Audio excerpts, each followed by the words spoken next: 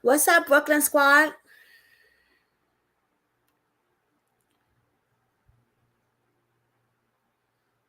Uh,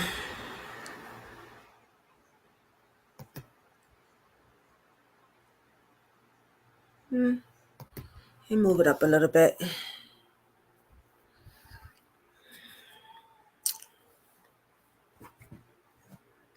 Hey guys, I hope everybody is doing well this afternoon. Happy Thursday. Today we are doing a reaction video.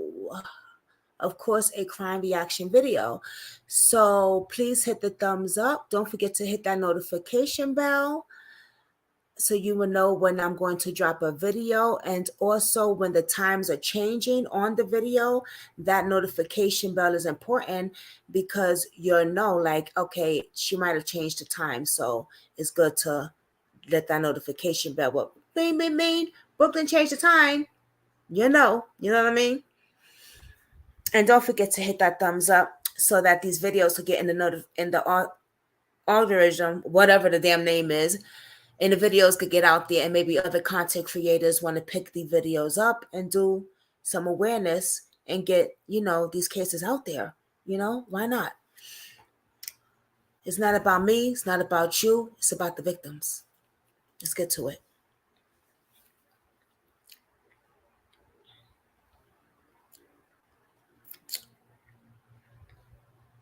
I first heard of this young lady before I heard of Jelani Day. And before I heard of any other case that I was even working or looking into. So I would say before I even was a content creator doing crime, I was just browsing the internet and I heard of her. Very, very sad, right? She ran Chicago, I heard. 17 years old female, the most notorious gangster female in Chicago, who was also connected with King Von. Okay? I want to make sure I say her name right. Because y'all know I don't say names right. Gakirah Barnes was her name. And before we get into this story, I just want to say my condolences to Jason Pierce's family. I heard that he was found unalive. I am so, so sorry. Condolences to the family. I will be doing an update on that separately from this story that I'm doing. So please keep your notifications on. And I did make emails and phone calls half of the morning today about Jason Pearson's case. So I'm on it. Okay. It is an open investigation. There's not much to say on it, like the officer said. But oh, hold on, y'all. But I will be doing a separate video on that. But I wanted to say to the family, I do send my condolences. And I will continue to pray and keep them in prayer.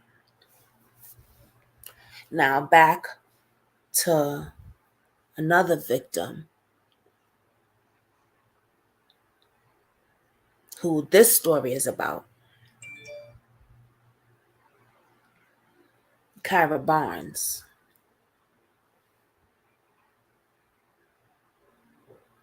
She wasn't always like this. That's the thing. We try to raise our kids to be a productive member of society, to be respectful, to go to school, get good grades, respect your elders, don't steal, don't lie, watch who your friends are out there. But mostly, get good grades in school and If you want to go to college, and like I told my daughter, if you want to go to college, if you don't, I get that.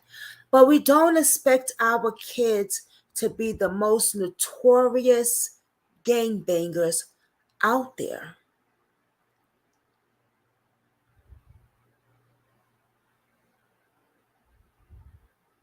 We don't expect that.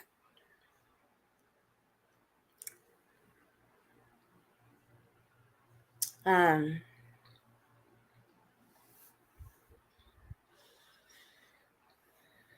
and unfortunately, because of the lifestyle that she chose, the streets chose her and took her out. And it's very sad.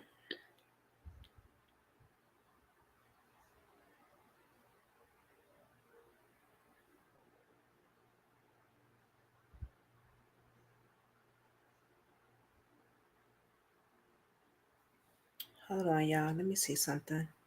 Looking for an easy way to get that LSD. Child. Because I've seen so many.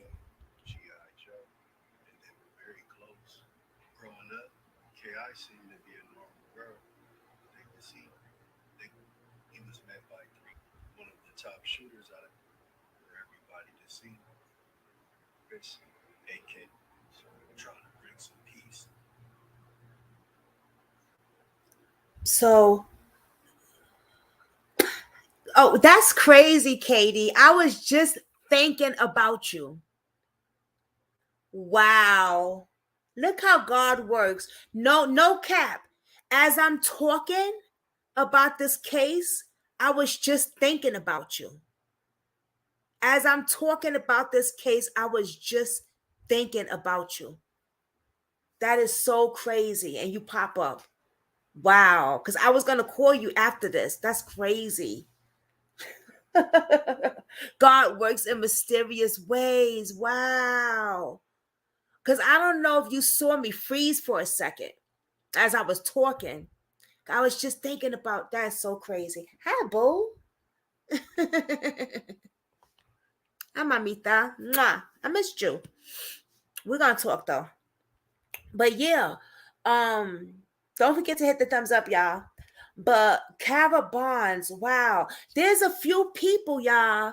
I know you always hit the thumbs up, but there's some people that forget and I can't see they don't comment in here. You know what I mean? So, but there's a few people that has talked about her, right? And we're talking about like OGs and stuff. You know what I'm saying? And I want to show y'all what they said as well. So we doing a reaction video on them, and then I'm gonna put something together for my celebrity channel later. But yeah, let's take a look at this. So Katie, this female right here, Gakirah Barnes, is the most. She is the female assassin, they said, who created O Block. Okay, the most gangster female assassin there was in Chicago. She was 17 years old. She was connected to King Von. Remember King Von, the rapper, who also was killed, taken out from the streets? Yes, she was connected to King Von as well because she was O Block. So it's crazy. There's a few people talking, y'all. But I see, let me, okay.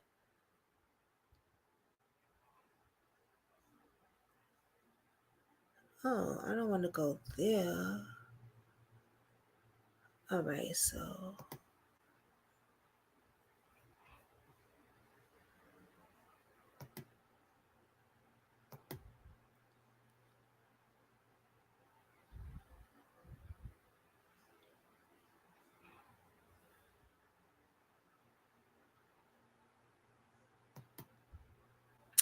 Let's see here.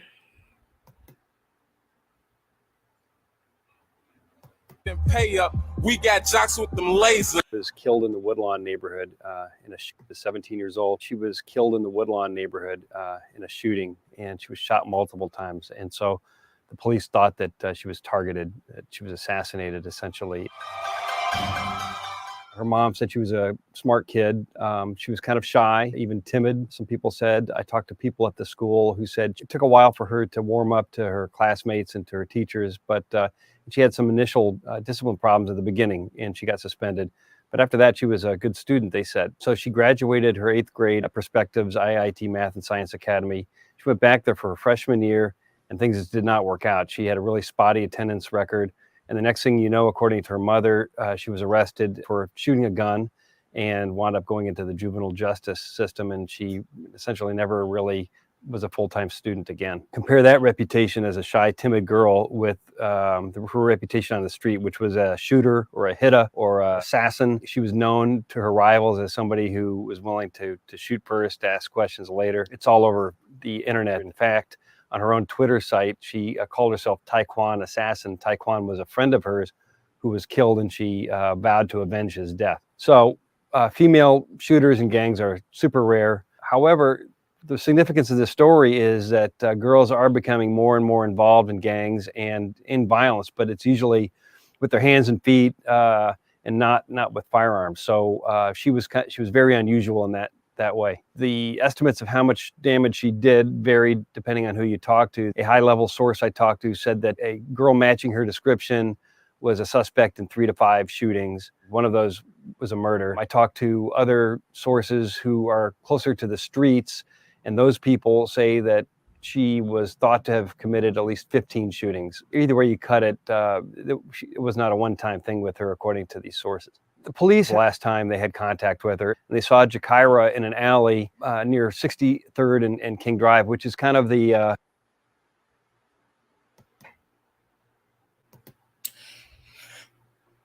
She don't mind popping off. That tells me she don't mind popping off. That's a lot of shootings and plus a lot of bodies. And she wasn't always like this. She used to be a good kid. You know, I saw an interview of her mother talking about that, and I want to find that interview. Maybe we do a part 2 of this. But I saw an interview of her mother talking about her. You know what I mean? Like, right, she has no fear, Katie. You know what I mean? Like, she will pop off, and that's sad. It's sad to know that we don't raise our kids to be the most notorious gangster out there. We really don't. You know what I'm saying? But it's really sad to what they become. This gotta stop. It's gotta stop, y'all. The borderline between her gang and another rival gang. And they thought that it was really unusual for her to be there. She was really putting herself at risk. She could have gotten shot there. So one of the officials got out of the car and talked to her and, offered her help, and she politely refused, and she walked away. 2 months later, she was dead. Stop. I got her.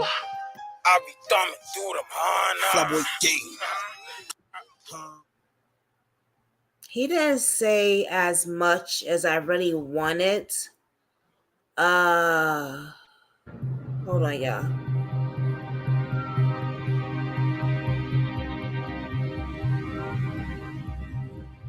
In the poor black neighborhoods of this segregated city, someone gets shot roughly every 2.5 hours.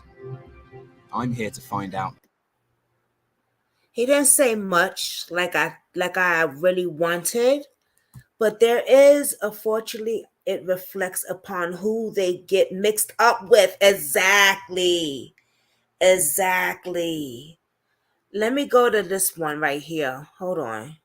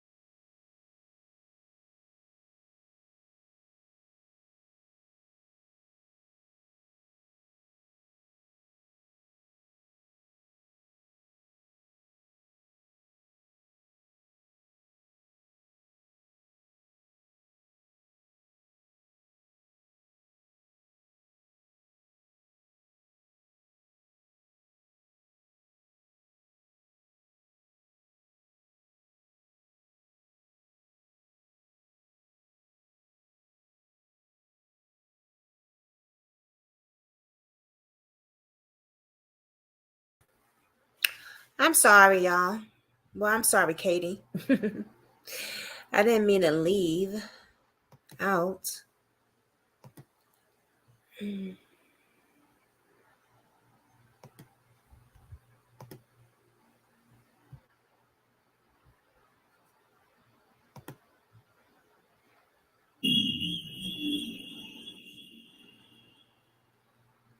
Chicago saw one of its most violent weekends of the year with more than 60 people shot over the weekend, a third of them under the age of 17. Chicago faces an epidemic of gun violence. This year alone, more than 2,100 people have been shot, more than 400 killed. We're going to take you now to Chicago, where this past weekend, at least 52 people were shot, 8 of them killed in a wave of violence across the city. 13. With that shit, you get that. And there's a lot of ways to get caught. Mistaken identity, anything. It ain't gotta do with this shit. There's innocent bystanders getting killed in this shit every day, man. That's why you gotta keep this up. I like to keep some big shit in case a nigga try me. I'm gonna cook his ass. Call Shaq Boy, let the bag That's blow her. these bobber niggas like Osama. Cray, my young nigga. K.I. my young killer. A lot of niggas be rapping, but we the ones tote guns, nigga. These EBT ass niggas right here, man. I'm from STL, but I be posted on EDT, bitch. Boy took a bill with shoot the kill, boy, this shit super real. Bell out on the with the Draco and watch sure this shit spill. She got super mad when I said I'm from 63rd, bitch. Say loss. Gakirah Barnes, a.k.a. K.I., was born on January 21st, 1997, in Chicago, Illinois, to her mother, Chantel Brown. Chicago, Illinois. There's a lot that goes on in Chicago. And why? What happened to the music? Like, what's going on with music? The music is not the same no more. I was talking to my youngest daughter, and you know, she's young, so she don't know about the music that used to be back in the days. It's not no more. You got people like Sexy Red, my pussy good, my pussy, eat my pussy, or it's Takana Good, or eat my pussy good, you taste my coochie good, you want to suck it good. Like, what the fuck is that? I don't even understand what the fuck y'all saying. If your coochie is good, then it's good. Nobody want to talk about you want to eat it, you want to taste. But I guess that's what makes money. What happened to the real music? What happened? Now we got popping the guns up in the camera. And now the music has taken it to another level where it's actually out in the street starting a whole gang war. Look at King Von. He's now unalive. Exactly. It's garbage. It's trash. I said it. We said it up here, Katie. It's trash. Before she would even turn 1 year old, she would lose her father. He was shot in the head with an AK-47 in front of his home. Some people say it's because he was a gang leader in the city of Chicago, but K.I.'s mom said that that's not true. K.I. would witness one of her brothers being murdered in front of her when she was very young, and death would become a common theme in her life. She also had a brother by the name of George Barnes, aka G.I. Joe, and they were very close.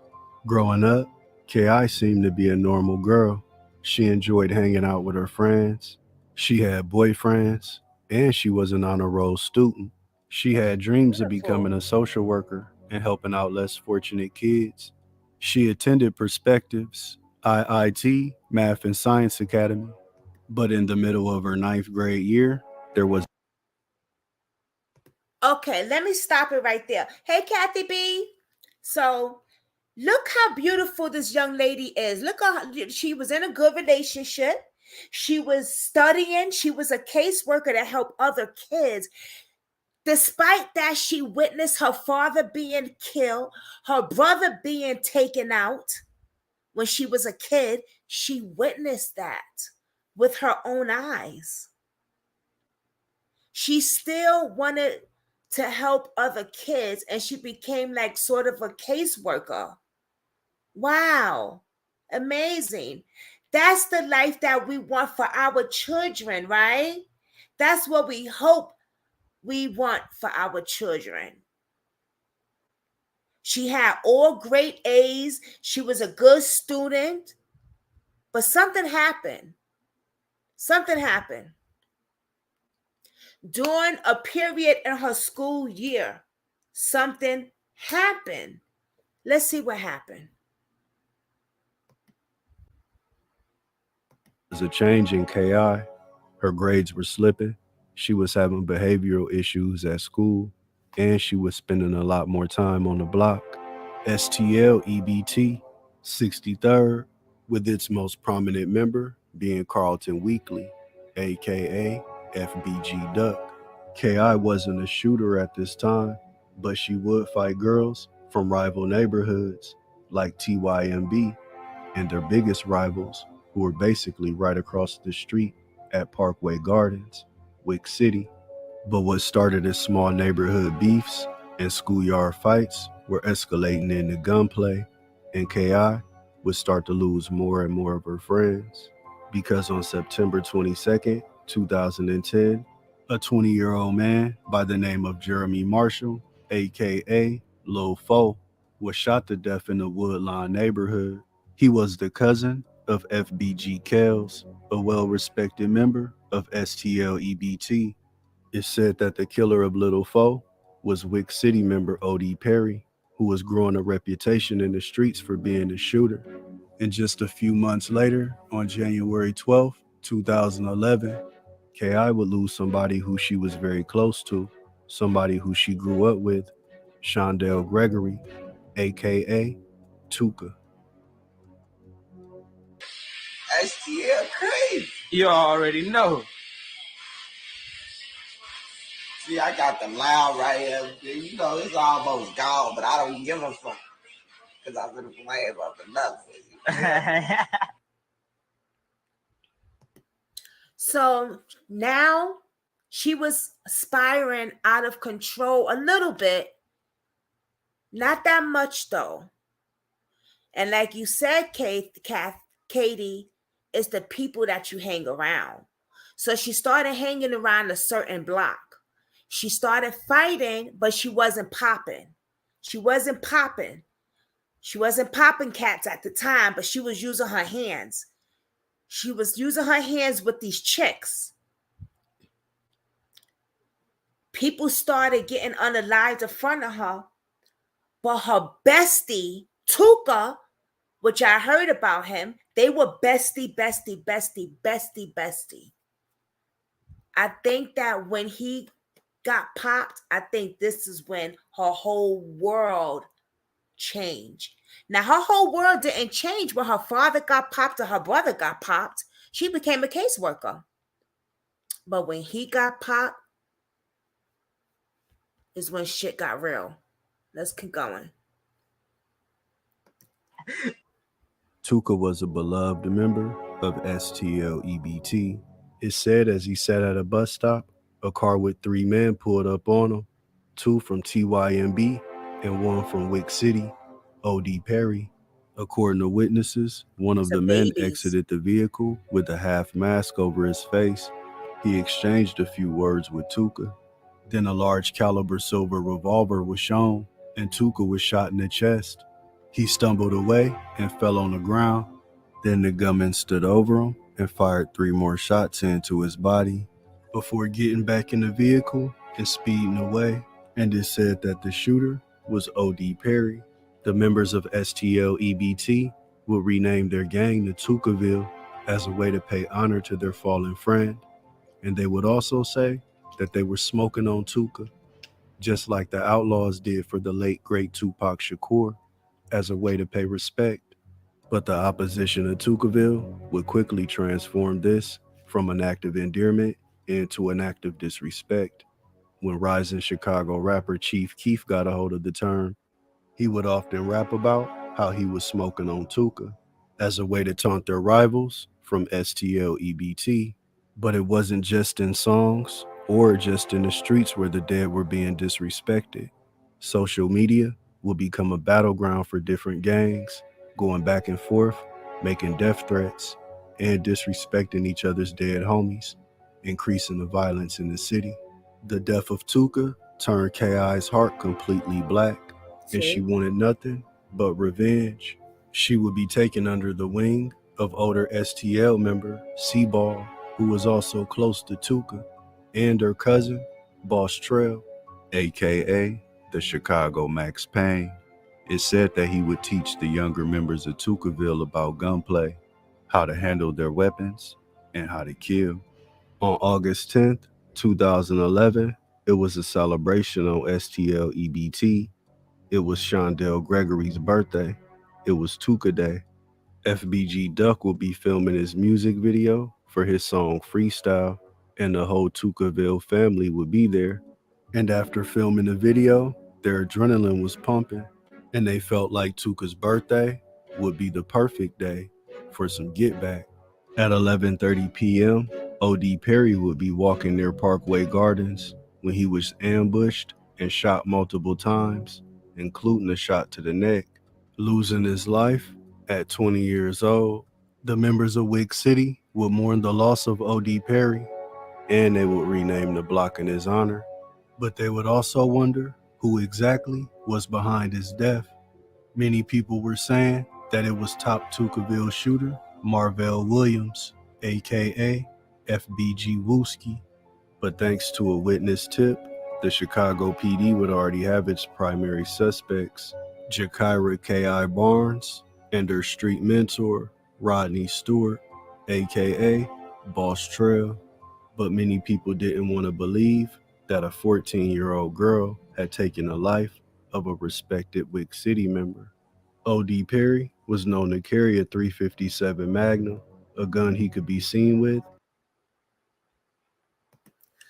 So at the time, she was 14 years old.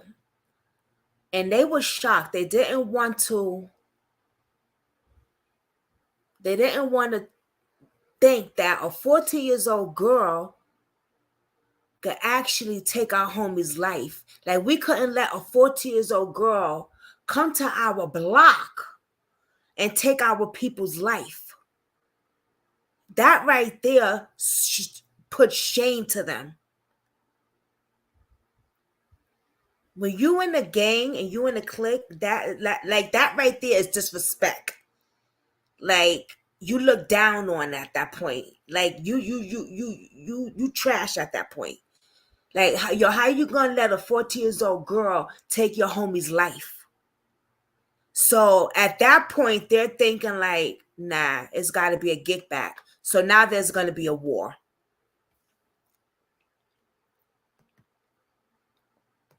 In multiple pictures, but it said after shooting Odie, K.I. took that gun from him, and she could be seen on social media posing with it as if it were a trophy. But by taking the life of O.D. Perry, K.I. would inadvertently create what would go on to become the most famous block in America, and they would call it O Block.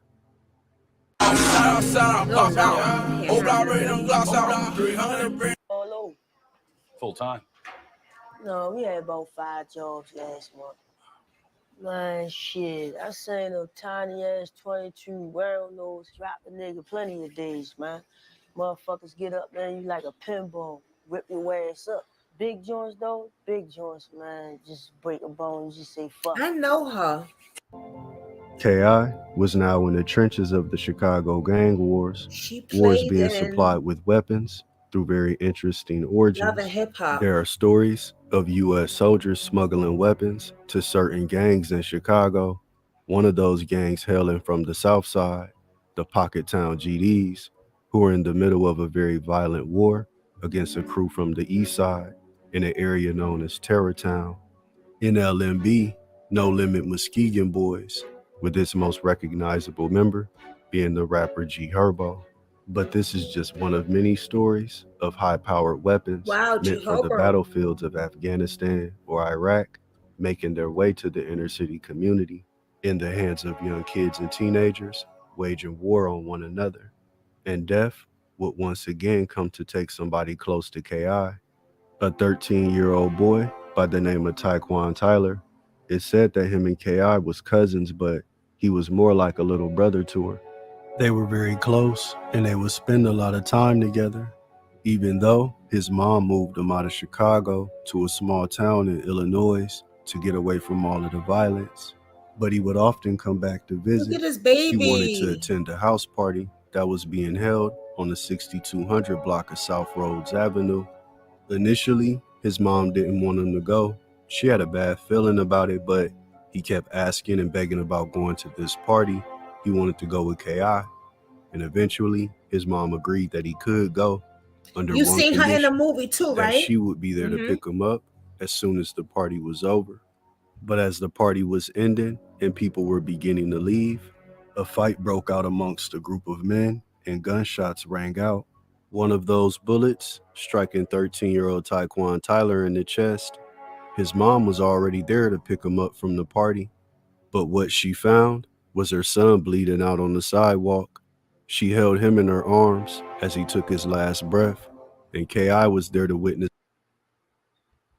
So it looked like she has an ambulance. Is that an ambulance or a police uniform or something? What do you guys think?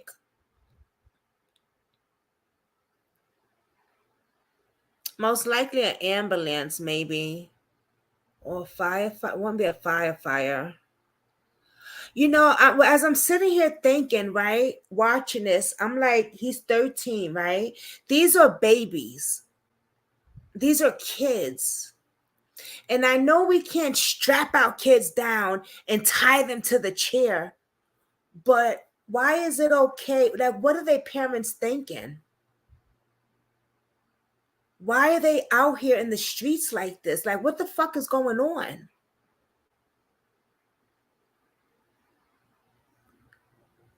Send them to boot camp or something if you ain't got no control over their asses. Send them it's got to be something. What did they turn into? The exorcisms? The exorcism? Did they get possessed?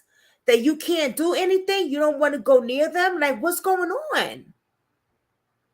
Did they put the gap to your head and said, bitch, don't touch me? Don't send me nowhere? Leave me alone? Like, what's going on? Could be security too, right? Yeah. Like, I don't know what's... I need to talk to a parent that has been through this, because I really want to know what's going on in their minds that their child is out here in the streets like this. And now, because of this, they're unalive. The instinct to not let him go was there that they should have listened to, was probably the ancestors warning her. Right, like I need to talk to a parent that has been through what these parents have been through with these kids. I got to interview a parent like this. I got to, because I really want to know, like, what is going on in the parent's mind.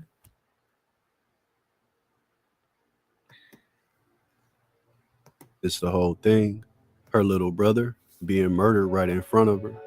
It's said that the fight that broke out at the party had nothing to do with Taekwon, and he was just at the wrong place at the wrong time.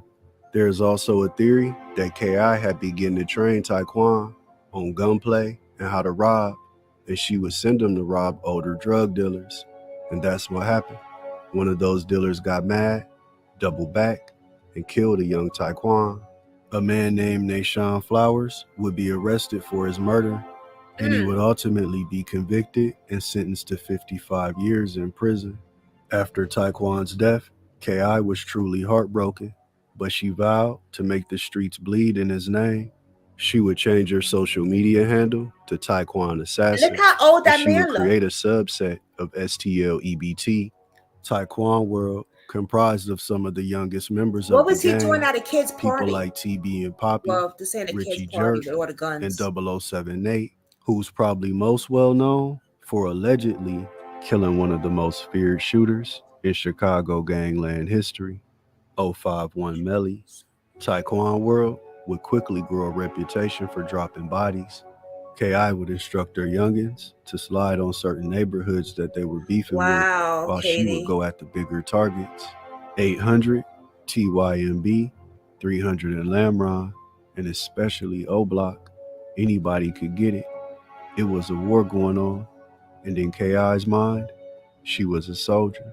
But in war, there are casualties, and Tukaville would lose another member by the name of Marlon Monroe, aka Little Doc, because on April 28, 2012, the 23-year-old Little Doc was walking home from work on the 6300 block of South St. Lawrence Avenue when a gunman leaned out of a vehicle and sprayed up the block, striking Little Doc in the chest. The Chicago PD would arrive on scene to collect evidence. They collected shell casings and anything else that they could see. They collected everything except Little Doc. He laid there in the tall weeds, dead, for hours, until a 16-year-old boy stumbled upon his body and called the police again, and they finally came and got him. In the months that followed, Tukaville and O-Block would relentlessly diss each other online, clowning each other's dead homies. And when it came to O-Block, they liked to diss one STL EBT member in particular, one of KI's best friends, Shondell Gregory, aka Tuka. Tuka, what I'm smoking on? Shondell, O-Block, bitch, give my team, bro. O-Block, right up on your block, bitch, go, man, down. What happened, but says she only has a bruise on her face, but it's all good because her 40 cal could leave a hole in King Von's face. And a few days later, KI would tweet directly at King Von to let him know that she had just beat up a member of O-Block on the train. One of Von's friends, named Little Scud, King Von would acknowledge these tweets by saying that KI wasn't no lame and how he think he's in love with her.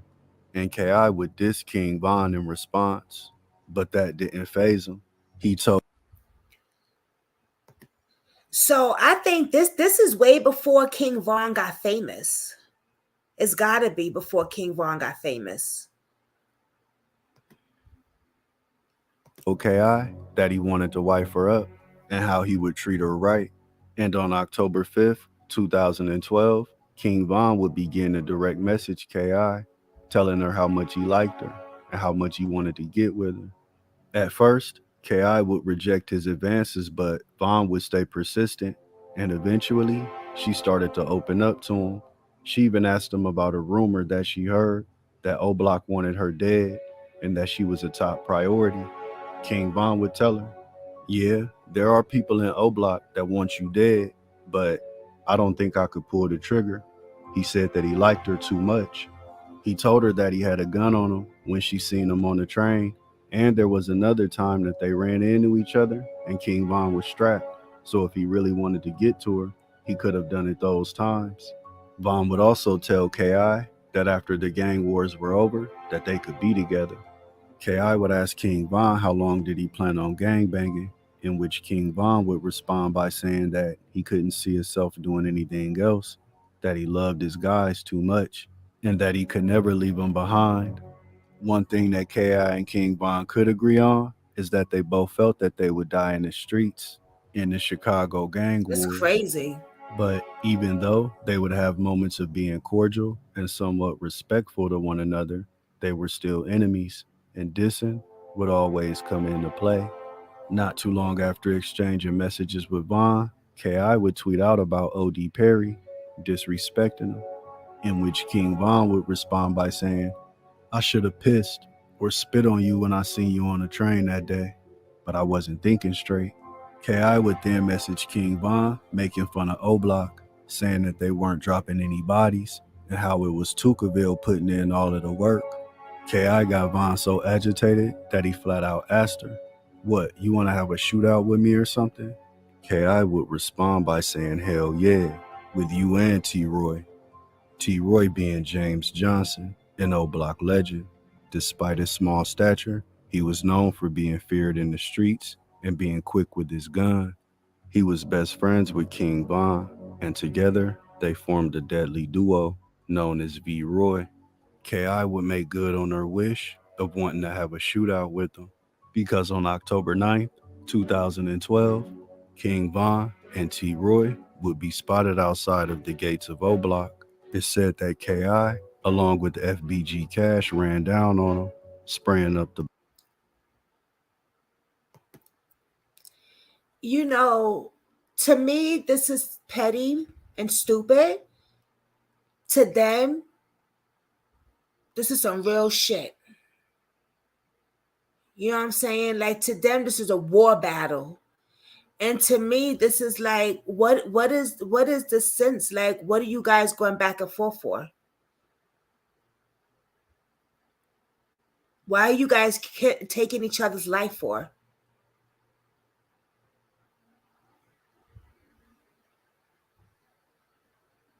Because it's not going to end good for any of y'all cats.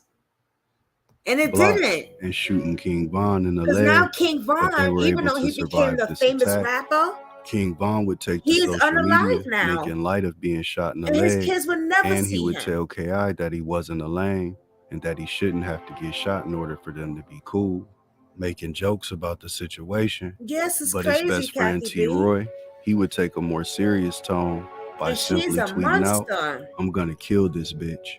But K.I. wasn't done applying pressure to O Block. She shot the female cousin of T. Roy, and she was arrested and questioned behind the incident.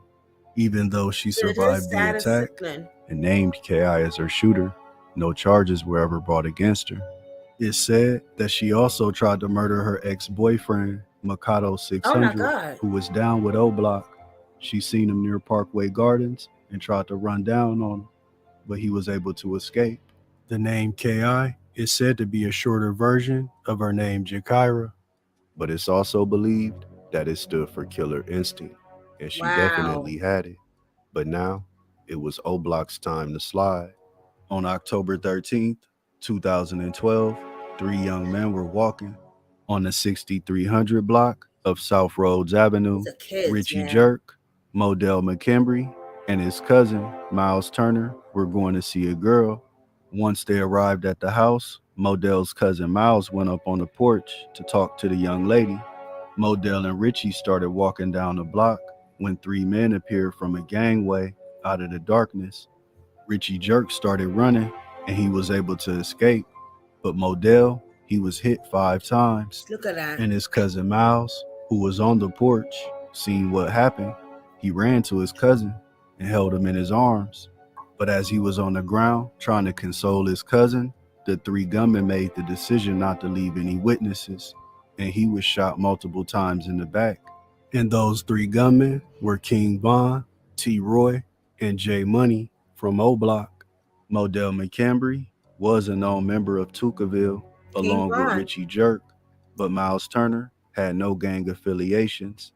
He was a high school football player at Leo High School, and he had dreams of playing college ball, but now he was paralyzed from the waist down, and his dreams were taken away after being shot by King Von. If they knew it was King Von, why he wasn't arrested? Was 17 at the time of his death, snitch. and King Von would disrespect him on social media on a regular basis.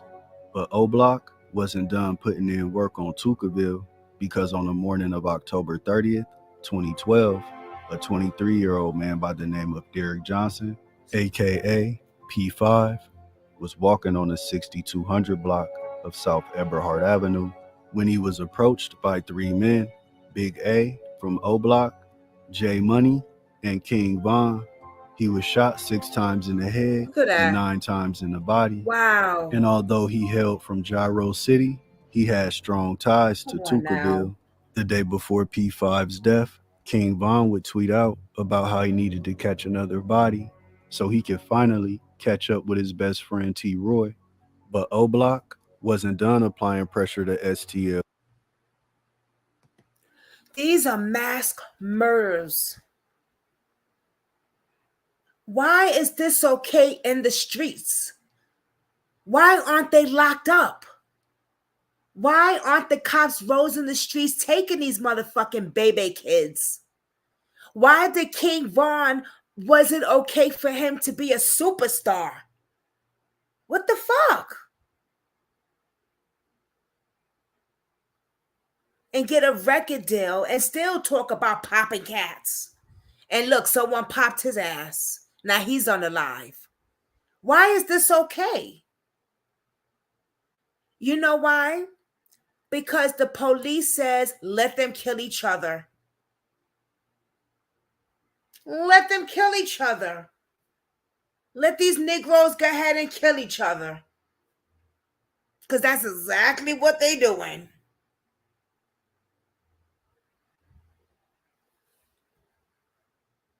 I guess the police said, why would they get into it? For what? So they can get capped? They can get their light taken. Let these motherfuckers kill each other. They doing such a good damn job with it. Unbelievable. EBT, because on the morning of November 8th, 2012, 17-year-old Boss Trail would be found face down in an alley on the 2600 block of West 83rd Street. It said that he was out that way, far away from Tucaville, to meet a girlfriend, but when he arrived, he was met by 3 gunmen instead: J Money, T Roy, and King Von. They had all conspired to set him up. He got double-crossed by an ex-girlfriend. Boss Trail was a high-profile member of Tucaville, and he was a high priority for O Block to want to take out. He allegedly killed 2 of their most beloved members. On September 13th, 2011, 18-year-old Devon Varner, aka D-Thang, the co-creator of 600, would be chased down and shot to death, allegedly by FBG Wooski, Dome from Gyro City, and Boss Trail. It said that he was also responsible for the death of 19-year-old Sharoy Liggins. Another kid. On February 16, 2012. Sharoy was leaving a store near O Block, but when he was walking out, Boss Trail was across the street, and he had a gun with a red beam. He shot Sharoy in the head from a distance, but he wouldn't die right away.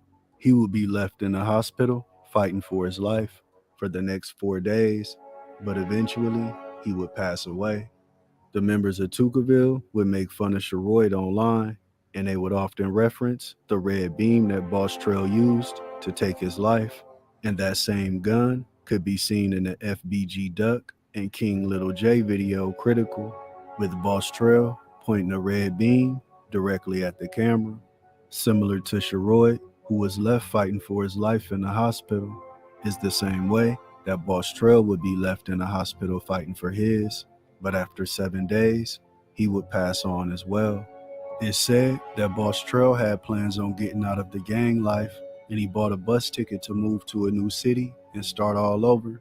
He wrote on Twitter about how he was excited for his new life, but just 2 days before he was scheduled to depart, he would be shot, and he would never make that trip. And O Block would take to social media to taunt STL EBT on losing Boss Trail, one of their most important members. And it really hit KI hard. She was close to Boss Trail, and he had taught her a lot. Tucaville would celebrate the memory of Boss Trail, and they would also vow to get revenge in his name.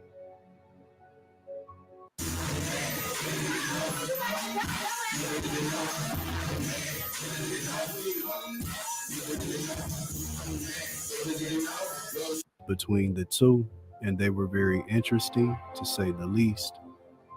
After like weeks and weeks of him talking to her like that, on BDN, she started fake caving in to like, she thought like Von and her had some love, like a little fling or something after a while. Like, for you to show me the DMs, no cap, like, for you to be right there, like, for look at this, but he'll be laughing like, I really got her. According to KI's friends, there was definitely something there between her and King Von, but her friends also say that KI believed that she wasn't really pretty enough for Von to want. In her eyes, she felt, what is there to like? He was like, well, she too pretty for that, and tell her to stop gang banging, you know. He liked her as a girlfriend? Yeah, he wanted to be her boyfriend. She just felt like he was trying to set her up and kill her. That's what she told me. She like, I think he just trying to kill me. He don't like me. What's the light? But King Von and K.I.'s somewhat romantic and very deadly relationship would be put on hold because on November 20th, 2012, King Von would be arrested for unlawful use of a firearm Or for by a what, convicted right? felon. He would spend the next year and a half behind bars. But even while locked up, King Von had K.I. on his mind. He would have his sister, Kayla B., reach out to her and tell her that Von missed her. And he wanted her to come see him while he was in jail. But K.I., she would just laugh off the messages. She was too busy becoming one of the most infamous shooters in Chicago. And it said that she began to do murders for hire. There was a Wow. message thread that was released from K.I.'s DMs between her and an unknown man talking about the possibility of taking out a high-profile Chicago rapper. And as they were trying to work out the details of the transaction, the conversation is abruptly ended with K.I. simply saying, 10K for Little Herb up front. Lil Herb meaning G Herbo, getting fast money, living a fast life. But she still... Isn't that Young Miami's baby father? G Herbert? Hold on. G Herbert, Young Miami's baby father? I've heard of him before. Yep.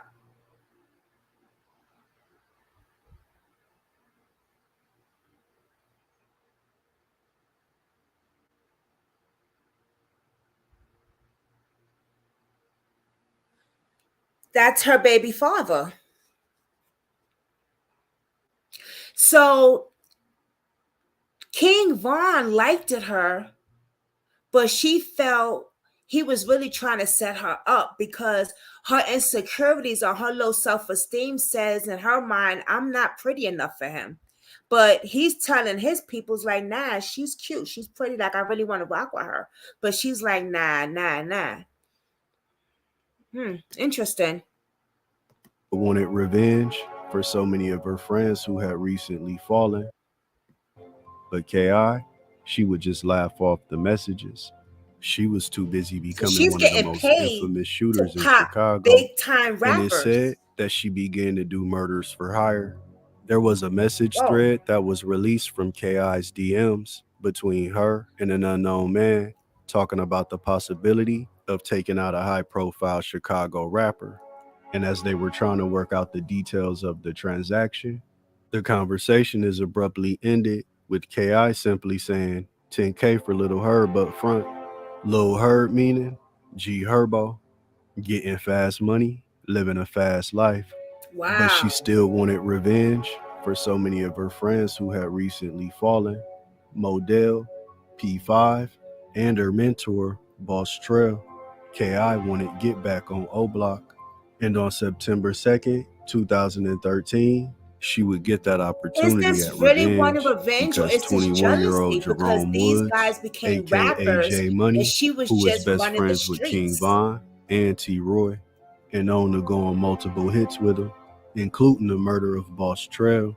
And J Money would be set up in a very similar way as Boss Trail. When he arrived to the 6600 block of South Rhodes Avenue, he thought he was going to meet a young lady, but he was met by two gunmen, with one of those gunmen being Rasan Shaw, aka Lil B, No Surrender, one of the top shooters out of STL EBT. When J Money realized that he was being set up, he tried to run through a gangway, but he was shot multiple times in his back. He collapsed on the ground, and the other gunman walked up to him as he laid there and stood over him and put 4 more shots into his head. Immediately following the death of J Money, Lil B would tweet out about it, and K.I. as well. She tweeted about shooting people in the head at point blank range. Then she would just flat out say, J Money ain't use his head, so we took it off. Tukaville had just upped the score, and STL EBT celebrated the death of J Money. They knew how much he meant to O Block. In the morning of February 11th, 2014, King Von would be released from jail, and one of the first things that he did was tweet at KI, saying, "What's up, ma? You don't miss a nigga?" KI would respond with gun emojis, asking to link up. King Von would laugh off the guns and ask her why she never came to see him, like she promised that she would. KI didn't respond for hours, and when she did, she said, "How does it feel to lose your homie while you locked Wow. up behind them bars during that time?" King Von didn't respond to She's this just comment. trifling. He would simply tweet out, "RIP J Money." KI would retweet this as well, making fun of King Von. But Def would once again pay KI a visit, taking someone very close to her, Little B, No Surrender. They knew each other ever since they were babies. They grew up This together. is beyond Then insane they started to do drills and together. ruthless. But it wouldn't be the ops that would get the Little B. It would be the Chicago PD. Oh. A massive police presence between Eberhard and Rhodes on 63rd. Patrol cars, blue lights flashing after a police-involved shooting. He got shot 7 times on Rhodes, right there by the police. Friends say 19-year-old Rasan Shah had just left them to get something to eat. He was running through the alley with no gun or nothing, because he just left us. So we know he ain't had no gun. The police shot him unjustified. Too many times in his back. He ain't do nothing, man. The death of Little B destroyed KI's spirit. She completely broke down at the funeral, and now that KI was in pain, she wanted her enemies to be in pain too, especially Chief Keef, who had been dissing Tuka for many years. Another rapper. But he had long ago left Chicago Keef. for sunny Los Angeles and rap stardom, but he still had family ties in the city, and KI would take full advantage of this, because in the early morning hours of April 10th, 2014, 30-year-old Mario Hess, aka Blood Money, and a cousin of Chief Keef, was sitting in front of his family's home in West Inglewood when he was approached by a gunman and shot multiple times. Just 2 weeks prior to his death, he signed a deal with Interscope Records, and he Look at did that. interviews talking about how he had big plans for the future. But unfortunately, those plans would never come to fruition. KI would let it be known that she was responsible for the death of Blood Money, but not even the death of her enemies could heal her heart.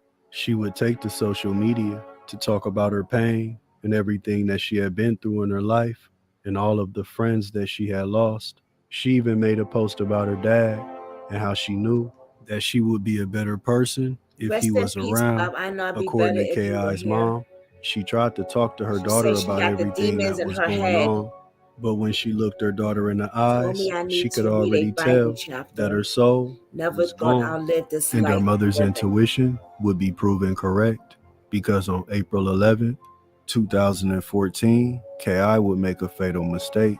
She would tweet out her location for everybody to see, including her enemies. She was walking on the 6400 block of South Eberhard. She was with FBG Butter and Spoon from Gyro City. They were headed over to Wooski's house to. You know what it seems to me? It seems like pure jealousy and the money out. Wow, Katie, we here for real, because I was just about to say it seems like jealousy, because every time somebody gets big, it's always a rapper that she's unaliving. Keith Chief is a rapper. G Herbert is Young Money's Miami's baby father. He's a rapper. King Von is a rapper. These are all big rappers, and she's just coming after them. Why couldn't she could have been somebody too? The jealousy and the hate out here is real, and it's taking lives, and this is fucking sad, man. These are kids, man.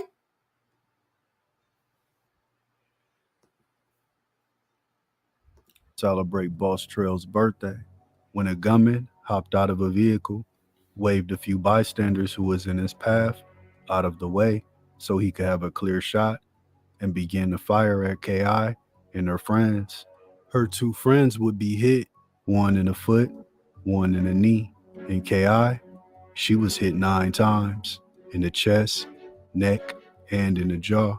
After being shot, she would stumble to a nearby home where she laid on some steps and she would take her last breath, ending the life of the most deadly female assassin in Chicago gangland history. Look at that. Always apart, always acting wild when you should be doing what you told. You was never one of us. You never could be.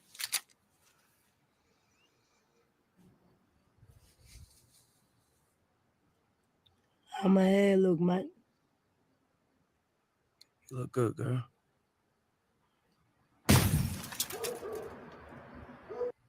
Following the news of her death, KI's enemies would take to social media and rejoice and celebrate her demise.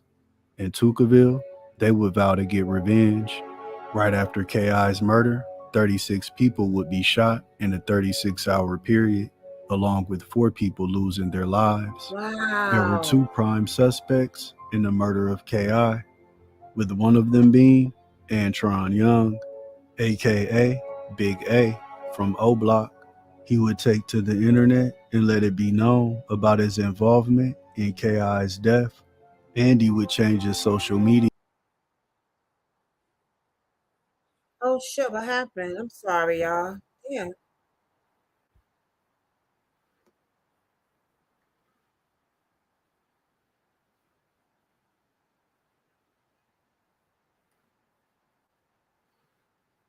And being shot in the face, dead at only 23 years old.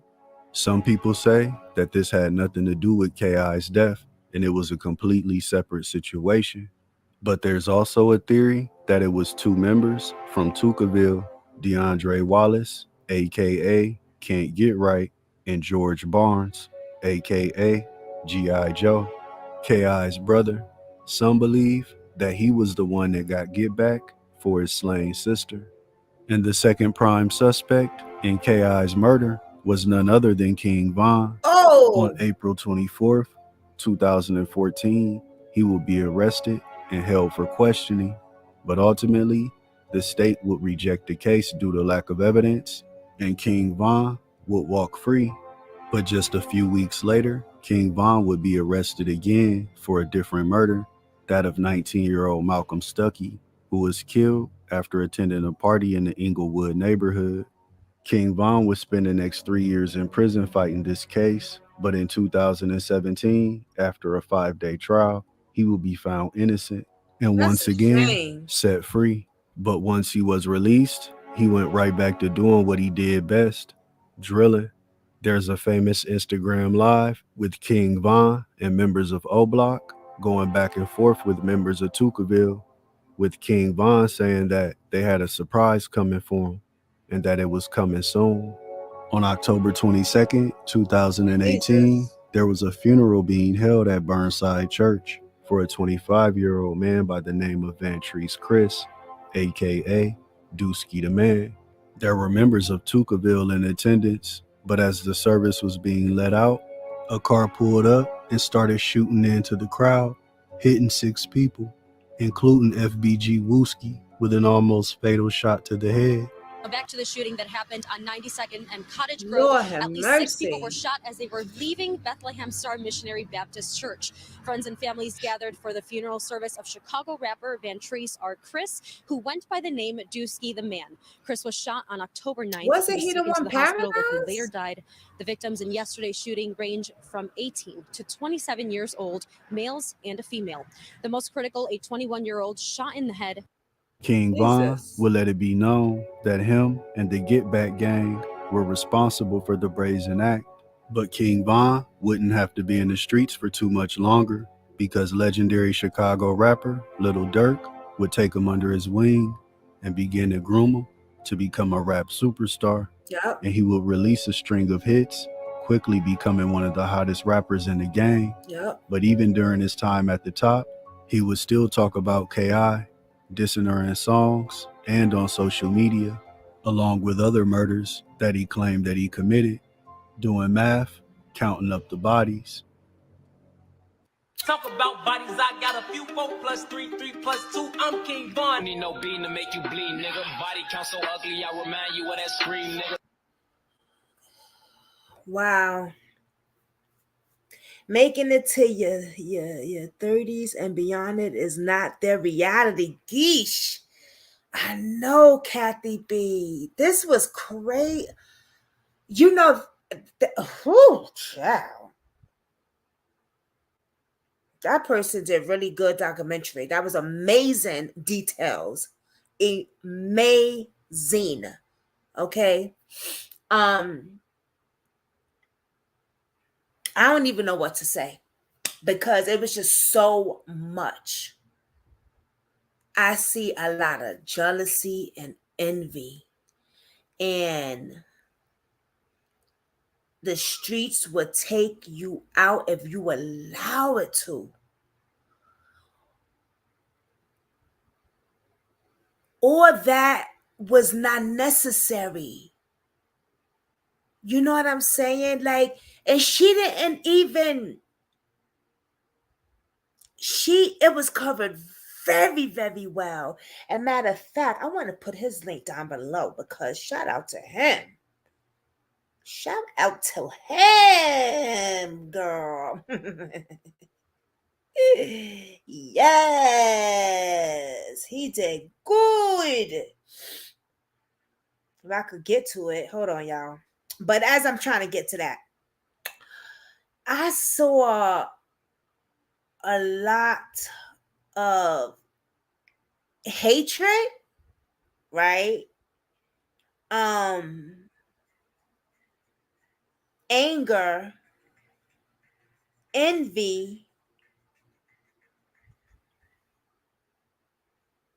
and low self-esteem, right?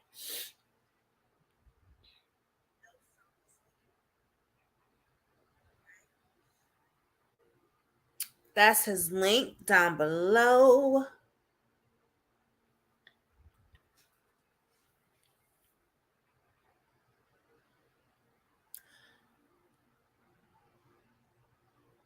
She grew up really a decent kid, good grades, counselor trying to help other kids, even in the process of watching her dad and her brother get their life taken. But when she saw Tuka get his life taken, and he's not even family, that world went upside down for her.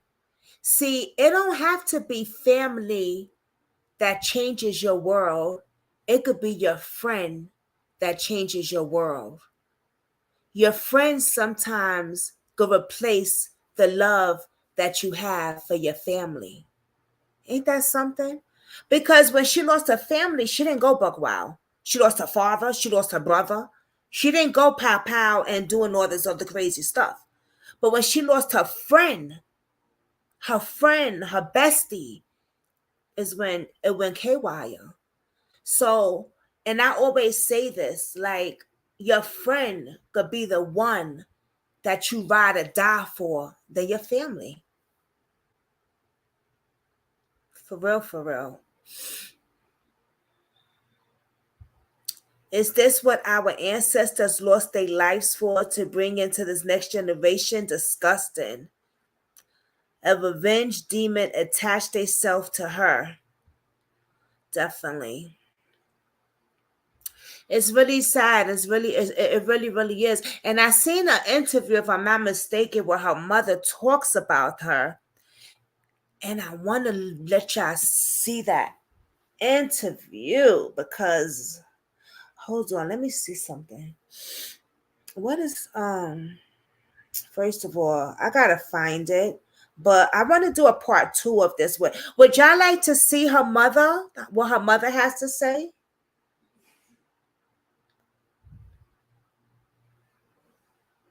Maybe I could reach out to her mother and we could get the real interview. How about that? Put a 1 in the chat if you want me to reach out to her mother. It's only 2 of us in here, so. Because y'all know I'm good with that. Put a 1 in the chat if you want me to reach out to her mother.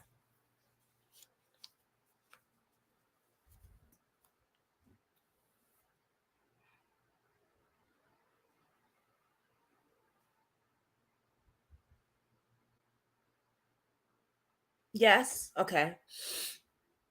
I would get on that today. I will definitely get on that today. Yes? Okay. So I would get on that today. This made me this really opened my eyes. It made me grateful, right? It made me grateful because of where my kids are at today. I'm so grateful my kids didn't choose the life that I lived, that I chose. I see a little bit now. I can't say everything she did, I could relate to that. But I could identify with the game banging because I had my share of being in the gang. I had my share of low self-esteem.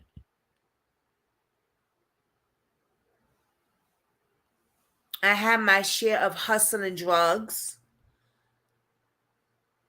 being obnoxious, running the streets.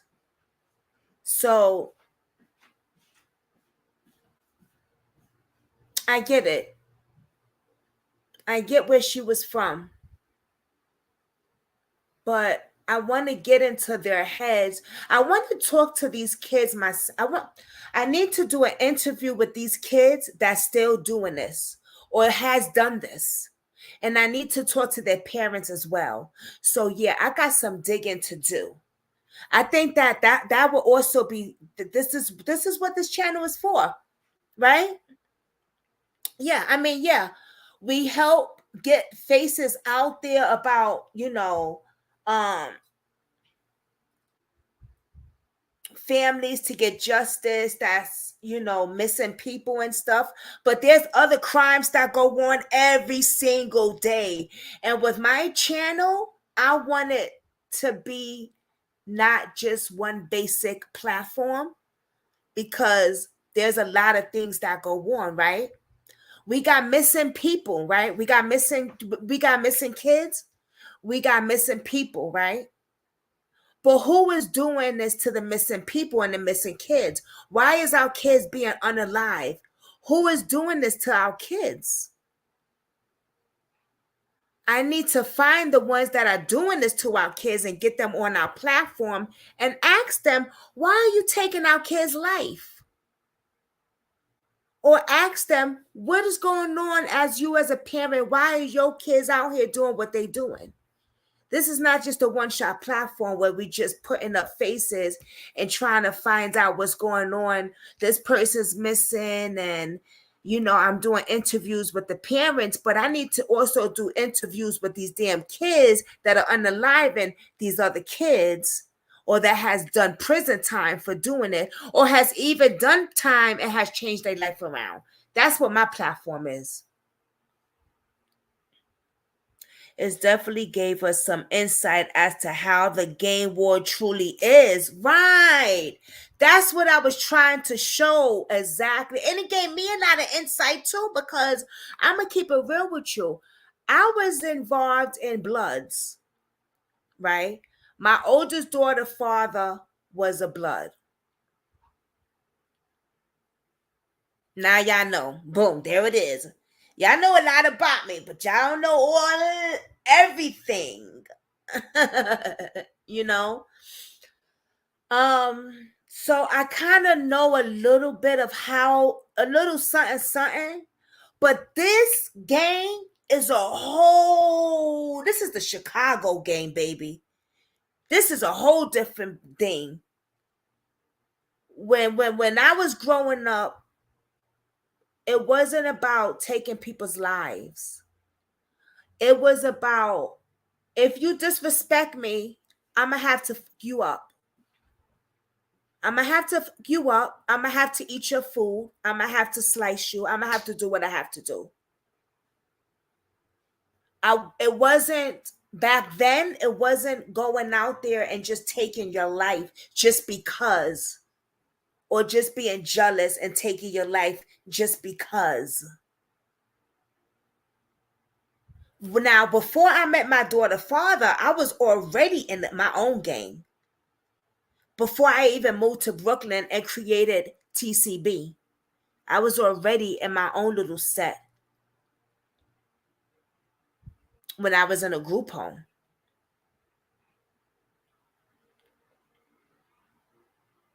You know what I'm saying? And then when I moved to Brooklyn, I created my set. And then I got involved with my daughter's father, who was in my set, and then dropped out of my set to become blood. And I met all his bloods. And of course, when you're involved with a blood, you kind of, they see you as one, but you're not like one. It's kind of weird. Like, they respect you. Let me put it like that. They respect you. And by having a daughter by him, you really get respect. But I have my own set. You know, I have my own game going on. It's just a lot, you know, but it was never like the way they are. Like, we never went out looking, pow-powing, doing stuff to hurt other people. I only had to do what I had to do if I felt disrespected. I ate your food if I felt disrespected. And eating your food is $1.50 to your face. And I did time for that. I did time for that. You know what I'm saying? I did time for that. And I was young. I was 15 when I did that to her. So I was young, weeded up, but I was disrespected. She disrespected my peoples, you know? So there's just a whole lot y'all don't know. But yeah. But, you know, it's just, it's a lot, y'all. It's a lot. But I'm grateful that I have a whole different world today that I grew up. My mind grew up. You know, you grow up physically and you grow up spiritually and you grow up mentally. You know what I'm saying? And I grew up a lot mentally and I don't have to live that lifestyle no more. That's why I be like, I try not to. I think when I get mad, I cry a lot because I know how I am physically. You know what I'm saying? And I don't want to go there no more. So my emotions come out differently and it comes out of a form of tears, which is healthier and trust me, oh baby, better for me and the other person. You know what I'm saying? Much better. And that way I don't have to see myself behind bars and that person don't have to see themselves in the hospital, or I don't have to see myself in the hospital and that person don't have to see themselves behind bars. You know what I'm saying? So, but thank you for joining. I'm going to go ahead and do what I have to do. I got to go cook and I have to get ready for my other live. So keep your notifications on. And let's get into some celebrity gossip later on, all right, y'all? Because we got a lot to talk about. Saucy Santana? Oh, you messy. Academics crying on the internet? Y'all.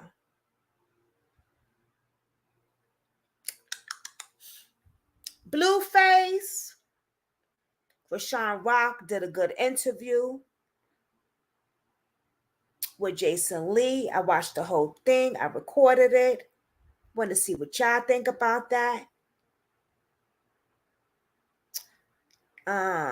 What's his name? Hailey, what's her girl's name? She's pregnant or something like that. Anyway, we just got a lot to talk about. So keep your notifications on, and I will see y'all later on, y'all. Okay? Peace. Thanks for joining Brooklyn Squad. Real life drama with real life crimes. I'm out.